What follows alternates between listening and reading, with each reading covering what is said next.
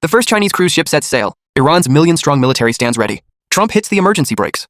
At 10 p.m. Beijing time on April 13th, the U.S. Central Command dropped the blockade order on Iran's Strait of Hormuz right on schedule. This time, it was no empty threat. The USS Abraham Lincoln Carrier Strike Group, along with a dozen destroyers and amphibious assault ships, all positioned themselves in the Gulf of Oman and Arabian Sea. They announced they would intercept all vessels heading to or from Iranian ports. This posture made it clear they aimed to cripple Iran's maritime lifeline. Global capital markets instantly panicked. Brent crude skyrocketed 8% at the opening, surging past $102 a barrel in a flash.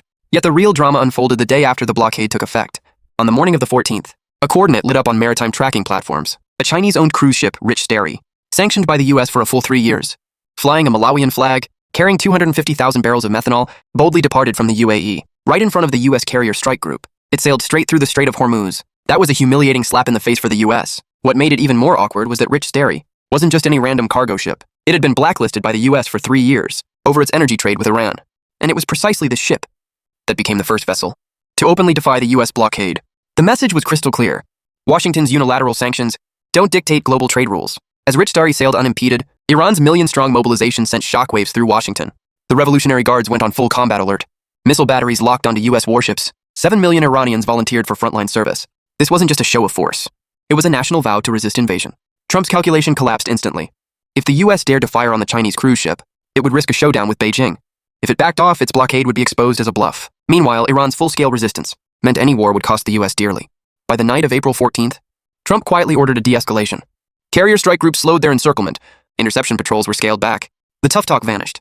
The White House spun it as strategic restraint. But everyone saw the truth. The U.S. had been forced to back down. This wasn't a defeat of will, but a failure of brute force against resolve. If Washington had pressed ahead, it would not only face a war of attrition with Iran, but also lose all credibility in the Middle East and undermine the very foundation of the dollar. Meanwhile, true geopolitical masters don't flex muscles. At this most sensitive moment, Russian Foreign Minister Lavrov's plane landed in Beijing. He met urgently with Chinese Foreign Minister Wang Yi. Behind closed doors, the two ministers aligned positions on the U.S.-Iran conflict and Asia-Pacific tensions. They stressed that amid turbulent global times, China-Russia strategic coordination stays clear of distractions. Simply put, they set a global example. While the U.S. blocks, pressures, and imposes unilateral hegemony, we work to coordinate, stabilize, and find the right path. So you see, this was no simple military standoff. It was a stark zero-sum game. Trump hit the brakes not out of wisdom, but was forced back by an unyielding wall and a million fearless fighters. When Rich Dairy crossed the blockade in full view of the U.S. military, when 7 million Iranians turned invasion warnings into a call to arms, the ending was already sealed. The club of hegemony can never break the steel spine of sovereignty. Let's sit back and watch how this deadlock finally ends.